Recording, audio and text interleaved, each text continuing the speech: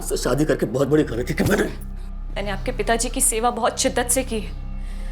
कभी कहा आपसे कि वो हमारे साथ नहीं रह सकते, या कभी कहा कि आप उनकी जिम्मेदारियां नहीं उठा सकते? अरे बाबा है मेरे वो। ये दोनों मेरे छोटे भाई हैं। तो भी मेरे घर का दरवाजा नहीं खुलेगा तेरे लिए, याद रखना। आप अपनी जिम्मेदारियों से पल्ला नहीं झाड़ सकते राजन। मैं पल्ला झाड़ू जिम्मेदारियों से? बिल्कुल अपने माँ के नक्शे कदम पर चल रही हूं। जैसी माँ वैसी बेटी।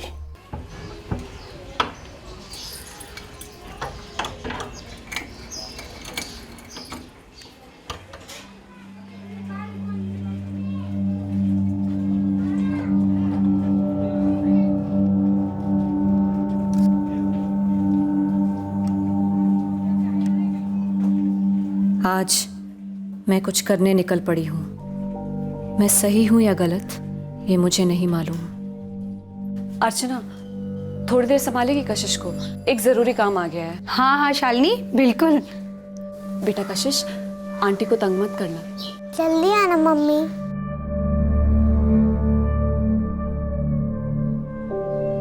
मैं वापस आऊंगी या नहीं ये भी मुझे नहीं पता।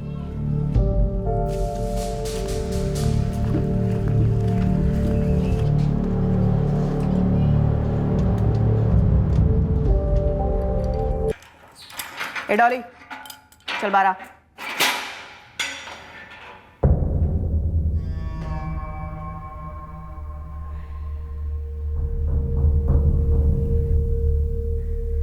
आज जो करने जा रही हूं ये मुझे सालों पहले करना चाहिए था।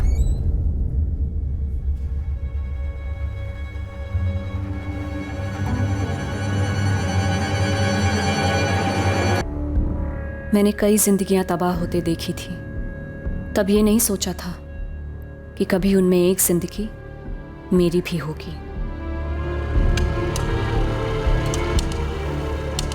एक अरसे से हमारी बर्बादी लिखित थी, बस ये एक लड़की कोमल आई और तकदीर का लिखा सच कर गई। क्यों कोमल अपना रास्ता खो बैठी? क्यों भटकती भटकती हमारी राह से गुजरी? क्यों हमारी जिंदगी से टकरा गई?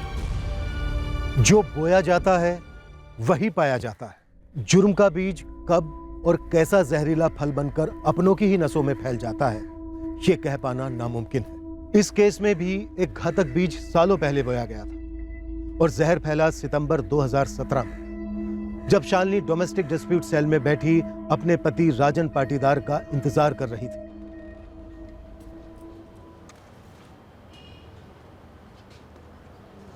आज फिर लेट है तुम्हारा पति Shalini. The number you have called is currently switched off. Phone भी स्विच ऑफ आ रहा है। लगता है राजन आज भी नहीं आने वाला। तो अब मैसेज कर देती हूँ, कल का टाइम दे देती हूँ। लेकिन अगर कल भी राजन नहीं आया ना शालिनी, तो मेंटेनेंस और एलिमनी के क्लेम पेपर्स बना देते हैं, फाइल कर देते हैं कोर्ट में।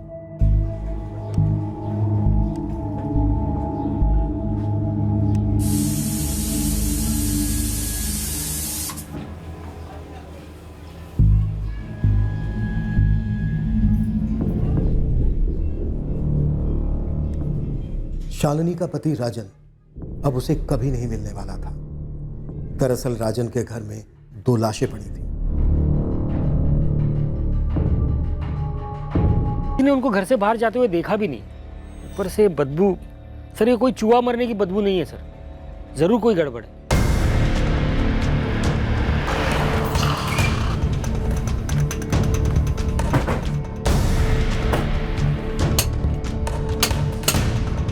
नरेंद्र जी रिटायर्ड बुजुर्ग है, मोबाइल फोन नहीं रखते और उनके बेटे राजन का फोन स्विच ऑफ आ रहा है सर। मैं राजन की दुकान पे भी गया था सर, वो कल से वहां पर भी नहीं आया। रिश्तेदार है इनका कोई?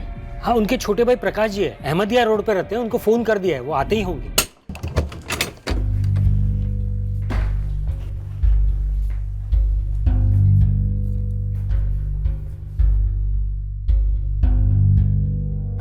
सर यहाँ कुछ तो हुआ है।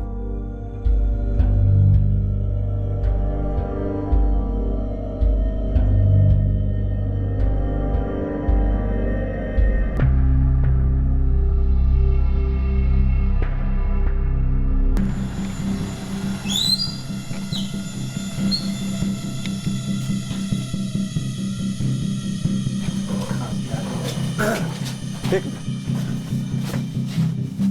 मुकेश जी, क्या हुआ? पता नहीं, पर कुछ ठीक नहीं लग रहा। पुलिस गई है अंदर। सर, यहाँ एक और है। ये मेरे बड़े भाई है, नरेंद्र पाटिल। ये नरेंद्र जी का बेटा राजन है। ये सब कैसे हो गया? यही तो पता करना है।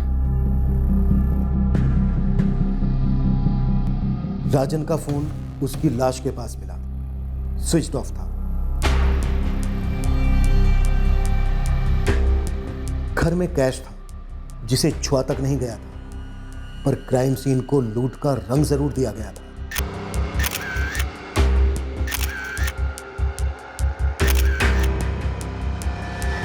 विक्टिम्स के घर के बाहर खड़ी दोनों मोटर बाइक्स ने भी हमारे शक का एंटीना खड़ा किया कि कौन घर में दाखिल हुआ होगा और ये डबल मर्डर किए होंगे। ये दोनों बाइक्स बाप बेटे की हैं? सर, ये वाली राजन भैया की है और ये पता नहीं। मोहल्ले में ऐसा कोई है जो अपनी बाइक यहाँ पार्क करता है? सर मुझे तो नहीं लगता, पर पता करता हूँ। जल्दी पता कर। खाने की कोई प्लेट्स वगैरह नहीं मिली? नहीं सर, शायद एक से ज्यादा हत्यारे थे। जाने से पहले सब कुछ साफ करके चले गए, या फिर सर सिर्फ यही दोनों मर्द रहते थे इस घर में। हो सकता है खाना ही ना बना, बाप बेटे का घर से बाहर जाकर खाने का प्लान हो, या फिर कुछ और। दोनों की मौत लगभग एक ही वक्त पर हुई है। हमला जान लेने के इरादे से किया गया हो। राजन पाटीदार के ब्लड में अल्कोहल की मात्रा बहुत ज्यादा थी। कत्ल कल रात में होंगे या सुबह? 16 सितंबर की सुबह 5:30 से 6:30 के बीच। अटैक बहुत भयंकर था इंस्पेक्टर। हमले के लिए चाकू या चॉपर का इस्तेमाल किया गया होगा। राजन पर 11 बार स्टैबिंग हुई। और नरेंद्र? सर पर एक घाव है जो शायद बाथरूम में गिरने से हुआ होगा। पेट पे जो घाव है वो चाकू या चॉपर से किया गया होगा। यानी दोनों बॉडी 16 सितंबर को पूरा दिन और आज सुबह 11:30 बजे तक घर पर ही पड़ी हुई थी, तब जाकर पड़ोसियों को सड़न की बुआई। आपने कहा घर बाहर से बंद था, तो घर पर 2 दिन तक कोई आया ही नहीं? अखबार वाला, दूध वाला या कोई और?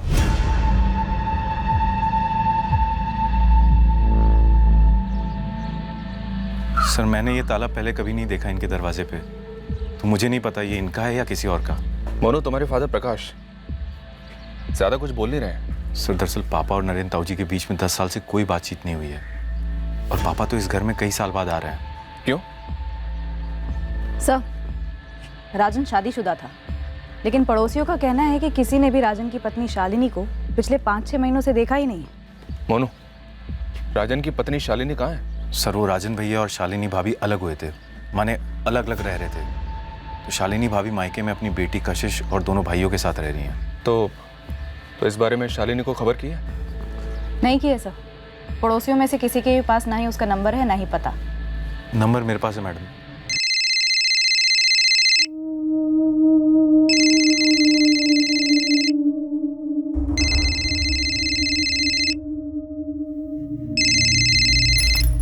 हेलो, शालिनी पाटीदार? जी बोल रही हूँ। मैं assistant sub inspector Devika Sahu बोल रही हूँ, तुम्हारे पति राजन के घर से। बात क्या है जी? तुम्हारे पति राजन और ससुर नरेंद्र दोनों की हत्या हुई है। शालिनी? कैसे? कब हुआ ये?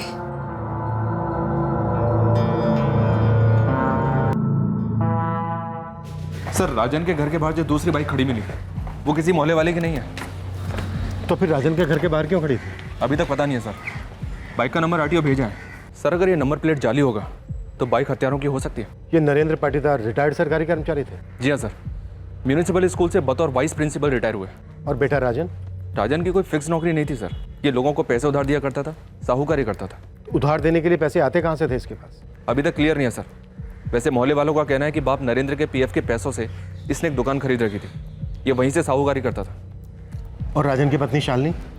शिनाख्त के लिए गई सर। राजन पाटीदार ब्याज पर पैसे देता था, तो कहीं लेन देन की गड़बड़ी में तो इसका मर्डर नहीं हुआ है, या फिर कोई पर्सनल एंगल है? सर, राजन की बॉडी पर 11 स्टेप्स हैं, एक से एक गहरे। मामला लगता तो पर्सनली। अगर कोई पर्सनल मामला होता तो हमें कैसे पता होगा सर? सर, इन दोनों का ज़्यादा किसी से मेल मिलाप नहीं था, और नरेंद्र जी के रिटायर होने के बाद में वो पूरा दिन घर पे ही होते थे, और सुबह शाम यहाँ कुर्सी पर बैठकर वो धूप सेका करते थे। बड़े सीधे साधे थे नरेंद्र जी, न कभी किसी से झगड़ा, न ही कोई बोलचाल। ये राजन की पत्नी शालिनी राजन से अलग कब हुई और क्यों? कुछ महीने पहले शालिनी यहाँ से चली गई थी, लेकिन क्यों गई थी ये पता नहीं है सर। नरेंद्र जी की अपने छोटे भाई प्रकाश पाटीदार से बनती नहीं थी, आना जाना भी नहीं था एक दूसरे के घर पे, पर किसी का तो आना जाना होगा ही। अच्छा, नरेंद्र जी के घर पे कोई काम वाली भी नहीं आती थी क्या? सर एक है, कभी कभार देखा है उसको यहाँ आते जाते हुए। उसका नाम बाबू राम है।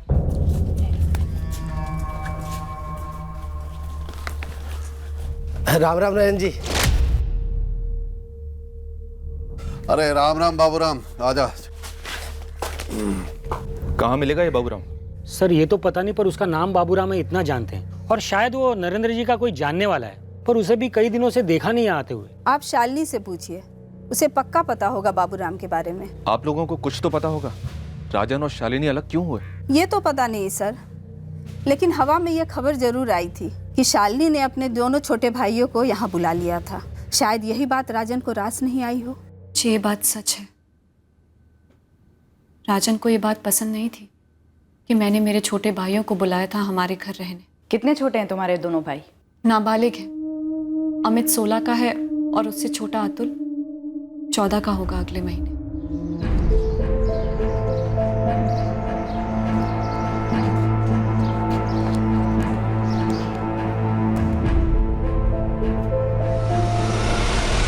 बहुत भयंकर तरीके से हत्या हुई तुम्हारे पति और ससुर की। कुछ अंदाजा है क्यों हुआ ऐसा? किसी पर शक है? क्या बताऊं सर, मैं तो वहां थी भी नहीं। दरअसल मैं तो कल राजन का इंतजार कर रही थी डोमेस्टिक डिस्प्यूट सेल पर। वो आए नहीं, फिर मैं घर भी गई और बाहर ताला लगा था। तुम्हारे और राजन के बीच में मसला क्या था? सिर्फ इतना ही कि राजन अपने घर में तुम्हारे दोनों छोटे भाइयों को रहने नहीं देना चाहता था? जी, मेरे छोटे भाई नाबालिग हैं अभी, उन्हें मेरी जरूरत है, लेकिन ये बात राजन कभी समझते ही नहीं थे।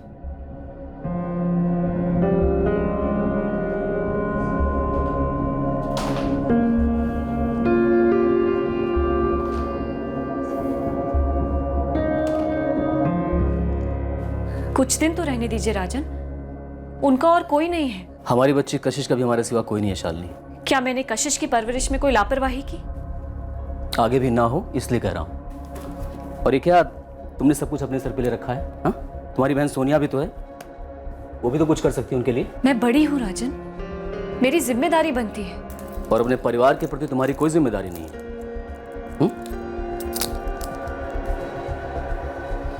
देखो शालिनी, बहुत हो गया। अमित और अतुल से कहो कि आज ही जाए यहाँ से। मैं उन दोनों को बर्दाश्त नहीं कर सकता अब, और इसे मेरा ऑर्डर समझो, और आज के बाद इस पर कोई बहस नहीं होगी।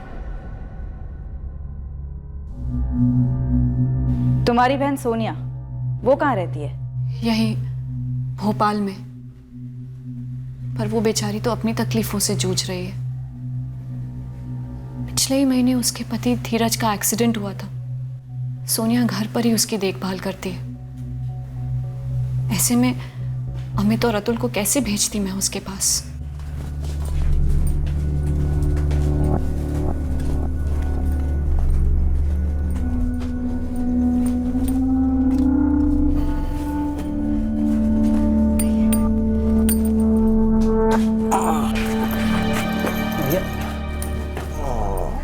सिद्धेश सुन, मेरे मैनेजर अश्विन जी का घर पता है ना तुझे? तुरंत जाकर बोल दे मैं जल्द से जल्द ऑफिस ज्वाइन कर लूंगा। कैसी बातें कर रहे हैं आप धीरज भैया? आप आराम करिए अभी, या लंबी छुट्टी ले लीजिए, या बाद में कोई दूसरी नौकरी देख लेना। आप ढंग से खड़े भी नहीं हो पा रहे हैं, ऐसी हालत में आप काम कैसे करेंगे? सोनिया, अगर ऐसे ही बैठा रहा ना तो मेरी हालत और भी बिगड़ती चली जाएगी। अब भैया जो हो गया सो हो गया ना, अभी आप सिर्फ ठीक होने की सोचिए। अच्छा मैं चलता हूँ।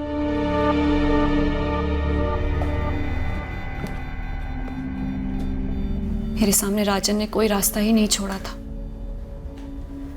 इसीलिए मैं मजबूरन कशिश को लेकर अपने मायके चली गई, अमित और अतुल के साथ। तुम्हारे मायके में तुम्हारे माँ बाप नहीं है? मेरे पिताजी मेरी माँ को काफी समय पहले छोड़कर चले गए थे, याद भी नहीं कब। मैं बहुत छोटी थी शायद। और माँ? माँ भी कुछ महीनों पहले अचानक से छोड़कर चली गई। बिना कुछ बोले। कोई तो कारण होगा। मेरी माँ बहुत ज्यादा मायूस रहती थी, कुछ बोलती ही नहीं थी कि क्या चल रहा है उसके दिमाग में। बस एक दिन उठकर चली गई। पर कहाँ गई? किसी रिश्तेदार के यहाँ या फिर कहीं और? कुछ पता नहीं सर, बस इतना पता है कि मेरी माँ मेरे दोनों छोटे भाइयों को अकेला छोड़कर चली गई। तुमने राजन का घर छोड़ दिया, तो भी डोमेस्टिक डिस्प्यूट सेल में क्या मसला चल रहा था तुम दोनों के बीच? राजन के घर से चले जाने के बाद राजन आए दिन मेरे मायके आते, मुझ पर दबाव डालते, मुझे खूब पीटते और एक ही बात बोलते कि वापस आ जाओ कशिश के साथ। तुझसे शादी करके बहुत बड़ी गलती की मैंने आपके पिताजी की सेवा बहुत शिद्दत से की है। कभी कहा आपसे कि वो हमारे साथ नहीं रह सकते, या कभी कहा कि आप उनकी जिम्मेदारियां नहीं उठा सकते? अरे बाबा है मेरे वो। ये दोनों मेरे छोटे भाई हैं। तो भी मेरे घर का दरवाजा नहीं खुलेगा तेरे लिए, याद रखना। आप अपनी जिम्मेदारियों से पल्ला नहीं झाड़ सकते राजन। मैं पल्ला झाड़ू जिम्मेदारियों से? बिल्कुल अपने माँ के नक्शे कदम पर चल रही हूँ। जैसी माँ वैसी बेटी। आए दिन वो आते, मुझे पीटते, रोज रोज के हंगामे से तंग आ गई थी मैं। फिर एक दिन हिम्मत करके पुलिस कंप्लेन कर दी। फिर राजन ने डाइवोर्स की धमकी दी, लेकिन मुझे डाइवोर्स नहीं चाहिए था। मुझे मेरी जिंदगी चाहिए थी, मेरा परिवार चाहिए था, लेकिन मुझ पर जिम्मेदारियां भी तो थी अपने दोनों भाइयों की। मुझे दोनों घर संभालने थे, मेरा अपना और मेरे भाइयों का। क्या कोई पाप है, गुनाह है कि एक औरत अगर अपने छोटे भाइयों का ख्याल रखना चाहे? शालिनी, ये बाबूराम कहाँ मिलेगा? वो तो मेरे ससुर जी के कुछ पर्सनल काम से आया करते थे। मेरे जाने के बाद अगर उन्हें रखा गया होगा तो मुझे नहीं पता, वरना 7 महीने पहले तक तो घर का सारा काम मैं ही करती थी। हर काम खुशी खुशी करती थी, किसी को शिकायत का मौका नहीं देती थी। मेरी बेटी, मेरे पति, ससुर जी, सबका ख्याल रखती थी।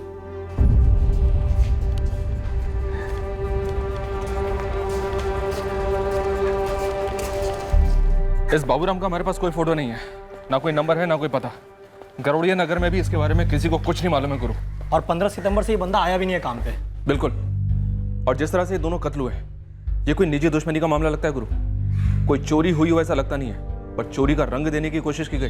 लग जाता हूँ इस बाबूराम को खोज निकालने में। हो सकता है बाबूराम कत्ल की कड़ी हो या फिर कत्ल का जरिया। कत्ल में शालिनी का हाथ भी हो सकता है, पर इस वक्त कुछ कहना बहुत जल्दी होगा। डोमेस्टिक डिस्प्यूट सेल से पता करो कि राजन और शालिनी के मसले की हकीकत क्या है। एक और बात है सर, शालिनी का इस कत्ल में हाथ हो या ना हो, मुझे लगता है कि वो हमसे जरूर कुछ छुपा रही है, सब कुछ खुलकर नहीं बता रही है।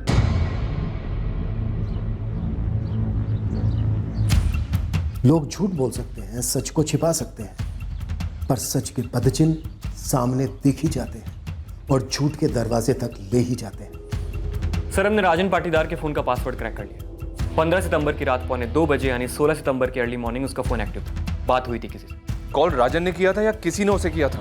उसे कॉल आया था किसी मोनू नाम के बंदे का। मोनू? मोनू पाटीदार? ये मोनू पाटीदार तो विक्टिम का चचेरा भाई है, और उसने तो हमें कुछ नहीं बताया। हाँ सर, आप सही कह रहे हैं। मेरी 15 सितंबर की रात को राजन भैया से बात हुई थी, लेकिन एग्जैक्ट टाइम वो मुझे याद नहीं है सर। 15 की रात 1:45 बजे, यानी कि 16 तारीख की सुबह बात हुई थी तुम्हारी? हाँ सर, देर रात बात हुई थी। तो बिना देर की हमारे थाने पहुंचा। हम भी तो जाने कि रात को 1:45 बजे तुम्हारी राजन के साथ ऐसी भी क्या बात हुई थी, उसकी मौत से कुछ ही देर पहले।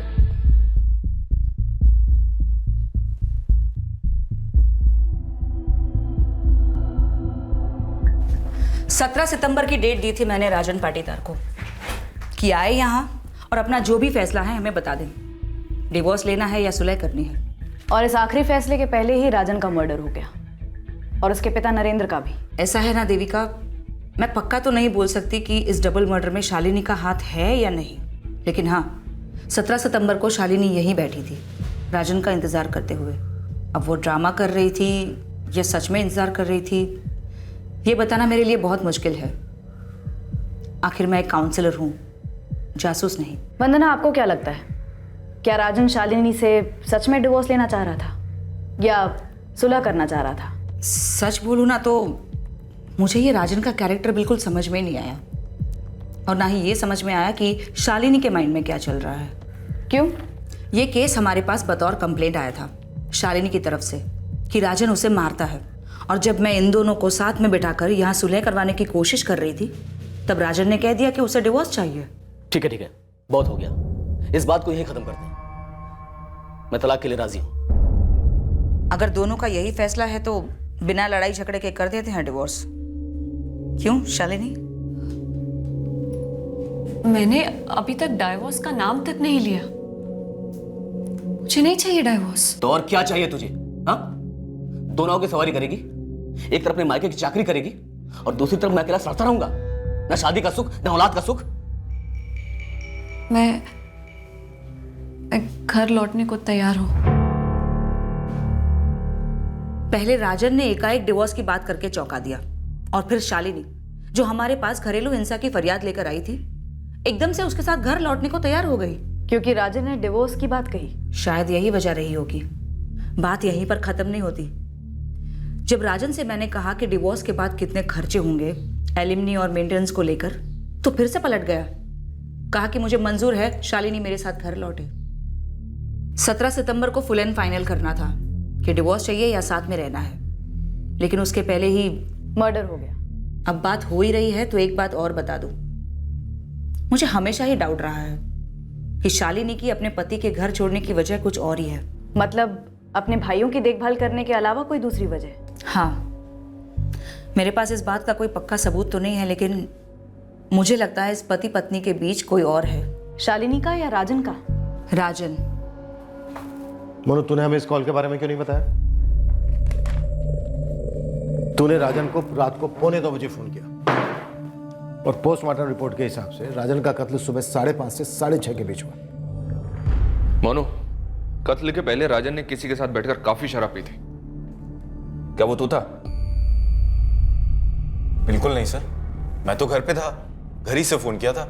रात के 1:45 बजे या तो कोई इमरजेंसी में फोन करता है या फिर प्रेम में। सर वो मैंने राजन भैया को इसलिए फोन किया था ये बताने के लिए कि मैं उनसे 3 लाख का लोन लेने के लिए तैयार हूँ। और ये रात को 1:45 बजे कहने की जरूरत क्यों पड़ी? सर उसके एक दिन पहले 15 की शाम को राजन भैया मेरी दुकान पे आए थे और ये ऑफर की बात तो एक अरसे से हम करते आ रहे थे।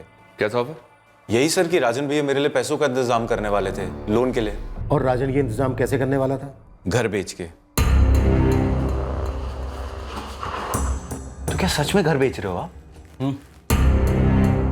अब अच्छा ऑफर मिल रहा है तो क्या करूं? देख, दुकान तो है ही है, वहीं ऊपर एक कमरा बना दूंगा, बाबूजी वहां शिफ्ट हो जाएंगे और मैं नीचे दुकान में, और घर का पैसा डाल दूंगा रोलिंग में, ऐश करूंगा। और शालिनी भाभी और कशिश, वो दोनों वापस नहीं आ रहे हैं क्या? उनकी छोड़, काम की बात कर। तुझे नई दुकान डालनी है ना, यही सही मौका है। मैं तुझे बैंक से भी कम ब्याज पे लोन दूंगा, तेरा भी काम आसान हो जाएगा, मेरा ही फायदा। मैं सोच के बताता हूँ भैया। सोच, लेकिन ज्यादा मत। गरम पैसा हमेशा हाथ में नहीं रहता, सब लोन मांग रहे हैं। अब तू तो अपना खून है, तेरा फायदा मेरा फायदा, मतलब इससे अच्छा आइडिया क्या हो सकता है?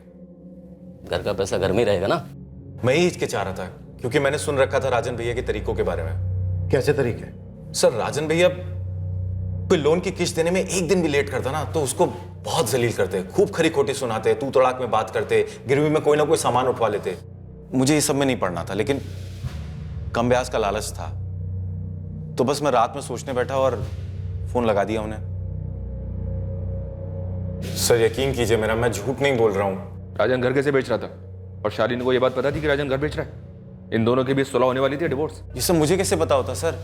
तभी सामने से खुद मैंने पूछा राजन भैया से, शालिनी भाभी और कशिश, उनका क्या होगा घर बेचने के बाद? मजा नहीं आ रहा है मोनू तेरे झूठ में। चल अब सच बोल दे, तेरे नरेंद्र ताऊ और राजन भैया को किसने मारा? सर मुझे कैसे पता होगा सर? आप मेरे मम्मी पापा से पूछे।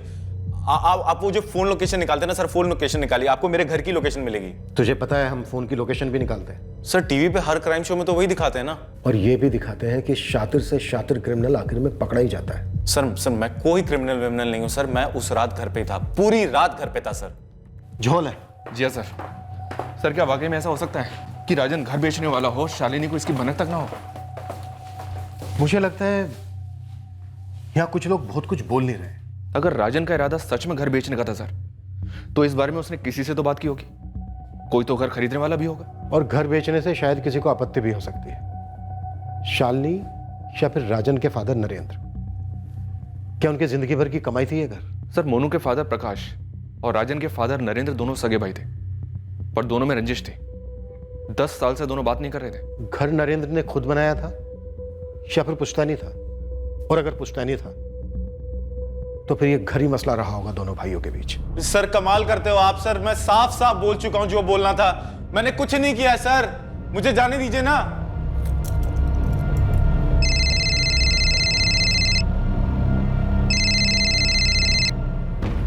हेलो, प्रकाश पाटीदार, मैं सब इंस्पेक्टर ठाकुर बोल रहा हूँ। हाँ बोलिए। आपसे कुछ बात करनी है। किस बारे में? आपके बड़े भाई नरेंद्र और भतीजे राजन के कत्ल के बारे में। और अगर इसके अलावा और भी कोई बात है तो वो भी करेंगे। सर, मैं ये पहली बार सुन रही हूँ। मुझे तो यकीन नहीं हो रहा है कि राजन अपना घर बेचना चाहते थे, वो भी मुझे बिना बताए। शालिनी, हमारे साथ लुकाछुपी कौन खेल रहा है, मोनू या तुम? मैं राजन के बारे में क्यों कुछ छुपाऊंगी सर? मेरे बच्ची के पिता थे वो, उनसे सुलह करके घर लौटना चाह रही थी मैं। तुम वाकई में घर वापस लौटना चाह रही थी? सर, आप मुझ पर शक कर रहे हैं? मुझ पर? Sir, RTO papers. राजन की बाइक के पास में जो बाइक पार्क थी वो किसी जितेंद्र चौबे के नाम पर रजिस्टर्ड है। ये जितेंद्र राजन के ही मोहल्ले का है? नहीं सर, उसके मोहल्ले से काफी दूर का एड्रेस है। ट्रैक कर लिया है उसे, जितेंद्र का नंबर भी निकाल लिया है। फोन ऑन है उसका, लेकिन उसे फोन नहीं किया है अभी तक। तुरंत उठा लो। मालिक, वो आपका बाबूराम जो था पाटीदारों के घर काम करने वाला। राम राम नयन जी। वो हवा हो गया भोपाल से, गायब। गायब कब हुआ? ये तो ठीक से किसी को पता नहीं है। उसका मोबाइल नंबर मिला है पर बंद है, और बंदा बोरिया बिस्तर के साथ गायब हुआ है। गुरु, इस बाबूराम का हमारे हाथ लगना बेहद जरूरी है। ये इस केस की अहम कड़ी हो सकता है। वैसे एक कड़ी हमारी भी हाथ लगी है।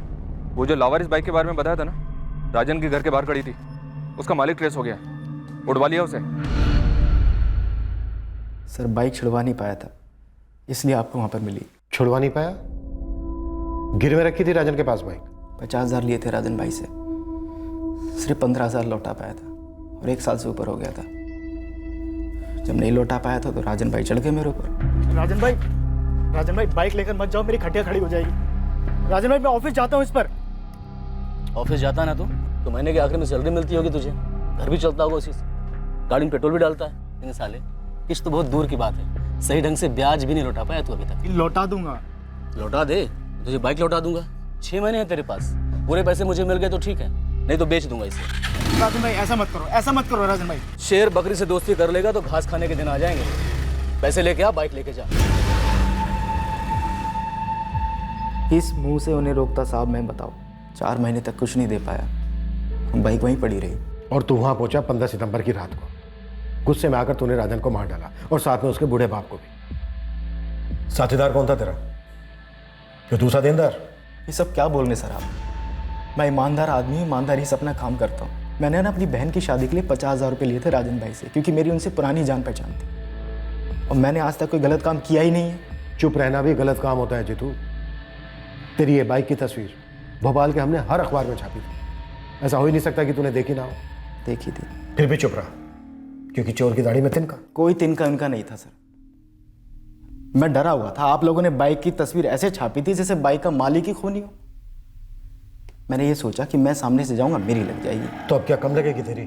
सर, मैं एक सीधा आदमी हूँ, मेरी एक गलती कि मैं लोन नहीं लौटा पाया, लेकिन मेरा लौटाने का इरादा पक्का था और लौटा भी देता। राजन भाई जब बाइक लेकर गए थे ना, थोड़ा दुख हुआ था, तकलीफ हुई थी, लेकिन वो तो अपनी जगह गलत नहीं थे। मेरी कोई रंजिश थोड़ी थी राजन भाई के साथ। रंजिश गलत शब्द है। खटास से हमारे बीच खटास। वजह? जमीन। राजन जो घर बेच रहा था पुश्तैनी था। सर, पहली बात तो मुझे मालूम ही नहीं था कि वो घर राजन बेच रहा है कि नहीं। कैसे मालूम होगा? और दूसरी बात, वो पुश्तैनी नहीं था। नरेंद्र भाई साहब ने खुद अपनी कमाई से खरीदा था। तो फिर कौन सी जमीन का मसला था? पुश्तैनी खेत। नरेंद्र भाई साहब थोड़े अड़ियल किस्म के इंसान थे। पढ़ाई से अपने पास रख लिया, छोटा मुझे दे दिया, जबकि जरूरत ज्यादा मुझे थी। बात पुरानी है, लेकिन गुस्सा तो बना रहा। लेकिन राजन और मोनू में बनती थी। वो एक दूसरे से मिलते थे, बात करते थे, पर उनमें क्या बातें होती थी वो मुझे पता नहीं। पर राजन घर बेच रहा है ये बात सिर्फ मोनू को पता थी, शालिनी को भी नहीं। ऐसा कैसे हो सकता है? सर आप मोनू पर शक कर रहे हो? सर जरा सोचिए, राजन को और नरेंद्र भैया को मारकर क्या वो घर मोनू का हो जाता? बिल्कुल नहीं। शालिनी और कशिश का हो जाता। होता नहीं होता हमसे क्या मतलब, लेकिन हमारा तो नहीं होता ना सर। सर मोनू ने कुछ नहीं किया, प्लीज उसे छोड़ दीजिए आप। प्रकाश जी, एक बाबूराम है जो आपके भाई के घर काम करता था, क्या ये उसका किया कराया हो सकता है? किसी ने उसे पैसे दिए ऐसा करने के? प्रकाश जी, क्या बाबूराम ऐसा कर सकता है? सर ये बाबूराम जो है वो नरेंद्र भैया जिस स्कूल में उपाध्यापक थे वहां पे चुटपुट काम किया करता था। और मैं कैसे बता सकता हूं कि उसी ने नरेंद्र भैया का खून किया नहीं किया?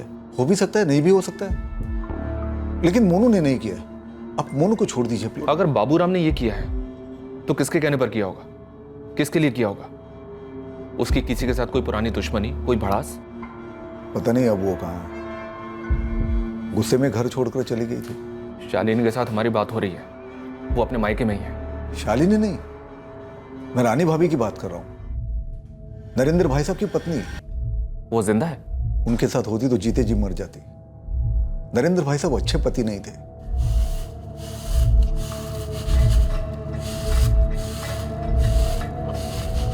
किसी ने भी हमें नरेंद्र पाटीदार की पत्नी रानी के बारे में ऐसा कुछ तो नहीं बताया। क्यों? क्योंकि उसके बारे में किसी को पता ही नहीं होगा। राजन जब 4-5 साल का था तब रानी भाभी घर छोड़कर चली गई थी, 25 साल पहले। इतने छोटे बच्चे को छोड़कर चली गई? वरना उन्हें दुनिया छोड़नी पड़ती थी। नरेंद्र भाई साहब जानवरों की तरह पीटते थे उन्हें। बहुत कम लोग जानते थे कि दिन में बच्चों को आदर्श और संस्कार के पाठ पढ़ाने वाला मास्टर नरेंद्र पाटीदार। मैं हमेशा सोचता था कब वो घर छोड़कर भाग जाएगी, और एक दिन वो सच में भाग गई। लेकिन प्रकाश जी, पोस्टमार्टम रिपोर्ट में नरेंद्र के खून में हमें एक बूंद शराब नहीं मिली। शायद छोड़ दी होगी, पर मैं जो बता रहा हूँ वो अतीत के बारे में, जो सच है। तो मतलब आप ये कहना चाहते हैं कि हमले का असली निशाना नरेंद्र जी थे? राजन इसलिए मारा गया क्योंकि वो वहां उस वक्त मौजूद था? ये मैं कैसे कह सकता हूँ? आपने पूछा कि बाबूराम ने किसके कहने पे किया होगा, तो मुझे रानी भाभी का नाम याद आया, क्योंकि वो उसे जानती थी। ऊपर से आपने बोला कि वहां पे चोरी वोरी कुछ हुई नहीं, तो ऐसे ही मैंने सब बता दिया। ठीक है सर, मोनू ने कुछ किया नहीं, आप प्लीज उसको छोड़ दीजिए। शालिनी कह रही है कि उसे हमेशा बोला गया कि राजन की माँ उसके बचपन में ही मर गई थी। पता नहीं और कौन कौन से एंगल्स उभरने वाले हैं इस केस में, और इनमें से इस डबल मर्डर केस से किसका ताल्लुक है।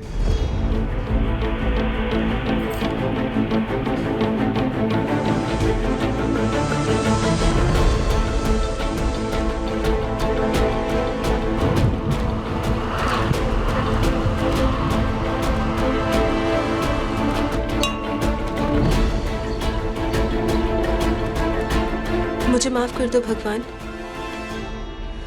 मुझे माफ कर दो। राजन पाटीदार के फोन रिकॉर्ड्स आ गए। इनमें से 3 औरतों से वो रेगुलर टच में था, महिमा शुक्ला, पूजा जैन और नैना प्रजापति। पिछले 8 महीने में लगभग रोज राजन की बातें इन तीनों से होती थी, कभी कभी तो कई कई घंटों तक, पर इनमें से किसी का भी नाम सामने नहीं आया है। यहाँ काफी कुछ ऐसा है जो हमसे छिपाया जा रहा है। इस घरेलू झगड़े को काउंसलर तक ले जाने के कारण भी मुझे गड़बड़ लग रही है। माजरा कुछ और है और पेश कुछ और किया जा रहा है। फिर तो इस डबल मर्डर की प्लानिंग काफी पहले से हुई होगी सर। कम से कम एक मर्डर की तो हुई होगी, दूसरा कत्ल हो गया होगा। अमित, अमित, कब समझेगा तू अमित? कब समझेगा? जहर है ये, जहर। तेरी देखा देखी अगर अतुल को भी ये लत लग गई तो ऐसे ही चाहता है तू? देख अमित, हमें हमारी जिंदगी बेहतर बनानी है। अब जैसी भी है इससे ऊपर उठना है। तुझे क्या लगता है जो तूने और अतुल ने झेला, भुगता, वो मैंने और सोनिया ने नहीं देखा? पर हमें अब वो सब भुलाना होगा, उन यादों के दलदल से बाहर निकलना होगा, लेकिन इस तरह से नहीं जैसे तू कर रहा है। सही तरीके से मेरे भाई। इस केस में हर कदम पर नए नए मोर्चे, नए नए एंगल्स खुल रहे थे तहकीकात के लिए, लेकिन कोई एक ठोस सुराग हाथ नहीं लग रहा था किसी भी एंगल में जो हमें सही दिशा में ले जाता। मालिक, आपके शक के दायरे में कौन नहीं है? मतलब संदिग्धों का पूरा गुच्छा है, चाबियों के गुच्छे की तरह। एक तो ये राजन का कजन मोनू, फिर उसके 25 साल पहले की माँ रानी पाटीदार जो सालों पहले गायब हो गई थी, फिर उसके लाइफ में ये 3 देवियाँ, महिमा शुक्ला, पूजा जैन, नैना प्रजापति, और मास्टर चाबी शायद हमारे पास एक ही, नौकर बाबूराम। सर मुझे ऐसा लग रहा है कि इन सभी एंगल्स के बीच में हमसे कुछ छूट रहा है, कुछ अनदेखा हो रहा है, या कुछ ऐसा जो पकड़ में नहीं आ रहा है। ये शालिनी की माँ, उसका क्या? उसका क्या गुरु? मेरे को थोड़ा खटकता है कि ये शालिनी की शादी को 7 साल हो चुके हैं, 6 साल की उसकी बच्ची है। शालिनी की छोटी बहन सोनिया की शादी को भी 3 साल हो चुके हैं, और शालिनी की माँ का पति कई सालों पहले गुड बाय बोल गया। मतलब इस औरत ने अकेले अपने बलबूते पे इन दोनों लड़कियों को सेटल किया, और अब अचानक अपने दोनों नाबालिग लड़कों को छोड़कर ऐसे ही गायब हो गई। बात कुछ जमती नहीं है साहब। कुछ बनता है इधर? सर अगर टाइमिंग देखें तो केस वहीं से शुरू होता है। माँ गायब होती है, दोनों लड़के शालिनी के घर पहुंचते हैं, राजन और शालिनी में कश्मकश शुरू होती है, और फिर शालिनी अलग होती है अपने पति से। और फिर राजन की मारपीट शुरू होती है, डोमेस्टिक सेल में कंप्लेंट की जाती है, और जैसे ही मामला सुलझने वाला होता है डबल मर्डर हो जाता है। लग जा, खोज निकाल शालिनी की मां का। पता तो चले वो इस केस की चाबी है या फिर संदूक के अंदर का सबसे बड़ा राज। संदिग्धों की लिस्ट बढ़ती जा रही थी, हमारे पास कई एंगल्स थे, लेकिन अब इस केस में एक नया पहलू सामने आने वाला था। कोमल महतो था उस लड़की का नाम, जो थी तो एक अतीत के केस में शामिल, पर अब हमारी तहकीकात में एक महत्वपूर्ण पड़ाव साबित होने वाली थी। हमने नहीं सोचा था कि शालिनी की मां का इस केस से कोई ताल्लुक होगा, पर हम गलत थे। शालिनी और राजन भले हाल ही में अलग हुए थे, पर इस दूरी की जड़ जुर्म का वो बीज था जो शालिनी की मां ने बोया था। सही वक्त पे सही जगह उंगली रखिए साहब। हाथ में क्या है गुरु? यही कि ये शालिनी की माँ कोई गायब वायब नहीं है। मतलब शालिनी झूठ बोल रही है? कहाँ है शालिनी की माँ? आपके चौखट पे ही बैठी है साहब, मैडम अंदर है। रेवड़ी चौक थाने के लॉकअप में बंद है। अरे ओ आशा, अरे सुन रही है क्या? अरे हम कह दिए हैं तो क्या हुआ, जानवर तो नहीं है ना? अरे सूखी रोटियां तो ना खिलाया कर बहना। मैं पैसे दूं क्या खाना मंगवाने के लिए? तेरे हराम के पैसे तू रख अपने पास।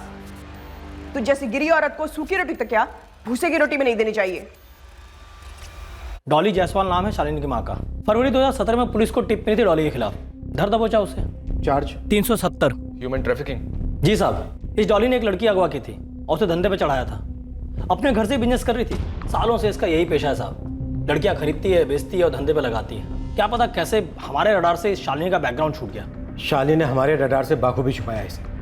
पर डॉली के बैकग्राउंड का राजन पाटीदार और नरेंद्र पाटीदार के कत्ल से कनेक्शन क्या बनता है गुरु? बन सकता है मालिक। कोई लीड है? मेरा एक हिस्ट्री शीटर दोस्त है फैजल। डॉली ने उसे लॉकअप में बुलाया था अभी पिछले महीने अगस्त में।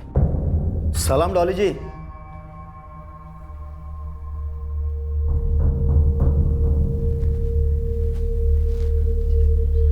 सुन तू भोजपुर जा, गंगाधर 25,000 देगा। यहाँ सुरेश को पकड़ा आज के आज। जिसको पैसे भेजे गए थे वो सुरेश कौन है ये अभी तक पता नहीं चला है साहब। हो सकता है राजन कुमार की सुपारी दी गई हो और नरेंद्र साथ में मारा गया। सुपारी किसे दी गई? सुरेश को? नहीं सर, लेकिन सर ये सुरेश कोई जरिया हो सकता है जिसने सुपारी दी नरेंद्र के नौकर बाबूराम को। और बाबूराम गायब है, तो इस एंगल में दम लग रहा है साहब। पर इतना सब शालिनी के लिए? क्यों नहीं साहब, डॉली की जगह शालिनी अपने दोनों भाइयों की मां बनकर रह रही है, और तब से रह रही है जब से ये डॉली फरवरी में अंदर हुई है। और शालिनी ने आप लोगों से ये झूठ बोला कि डॉली अपने दोनों बच्चों को छोड़कर चली गई है। मुझे लगता है ये सब अंदर का खेल है। ये कांड माँ बेटी की मिली भगत हो सकती है। अब तो शालिनी से कड़ी पूछताछ बनती है और इस डॉली का कच्चा चिट्टा और खोलना होगा। क्या केस था जिसमें अंदर हुई, उसकी डिटेल्स भी निकलवाओ। लाख कोशिश करो बुरी यादों के दलदल से निकलने की, वो फिर भयानक सपने बनकर लौटते हैं। कई जिंदगियां बर्बाद हुई थी अतीत में, कई जिंदगियां बर्बाद हो रही हैं वर्तमान में, और आने वाले दिनों में और जिंदगियां दांव पर लगेंगी।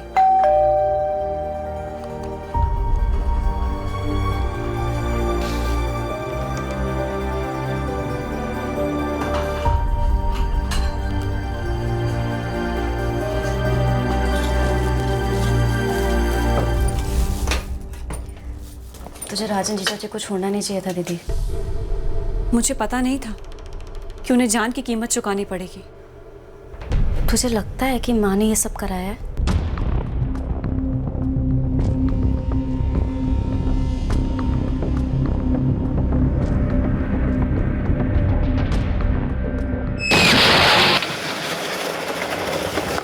अरे गाड़ी वाले ने बाइक वाले को ठोक दिया। अरे ये देखो, बाइक वाले को काफी चोट आई है। चलो चलो हेल्प करते हैं उसका। अरे फटाफट एम्बुलेंस को फोन लगाओ।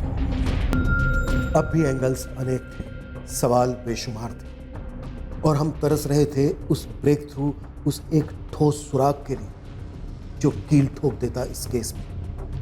ये 7 महीने पहले का ट्रैफिकिंग केस क्या था जिसके चलते शालिनी की मां डॉली जायसवाल गिरफ्तार हुई थी? क्या इस हत्याकांड का शालिनी के बहनोई धीरज गुर्जर के एक्सीडेंट से कोई ताल्लुक था, या इस केस का कनेक्शन उन 3 लड़कियों से था जिनसे राजन पाटीदार की अक्सर फोन पर बातें होती थी, जिसके चलते शालिनी ने गुस्से में अपनी मां डॉली के जरिए राजन का कत्ल कर दिया? क्या इस डबल मर्डर केस में बाबूराम एक अहम खिलाड़ी था? क्या उस तक पहुंचने से इस केस को ब्रेक थ्रू मिलने वाला था?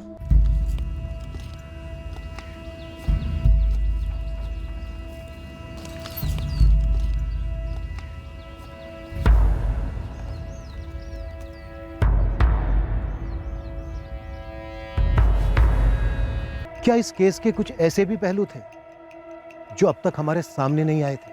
कातिल ने जितनी भी शातिर चाल चली थी, हमने भी ठान ली थी कि हम इस केस की तह तक जाएंगे, गुनहगारों का और कत्ल के मकसद का भी पता लगाएंगे कि इस डबल मर्डर में असली निशाना कौन था और कौन मौके पर होने की वजह से मारा गया। कल रात हम इस केस को अंजाम देंगे। क्राइम पेट्रोल सतर्क। जय हिंद।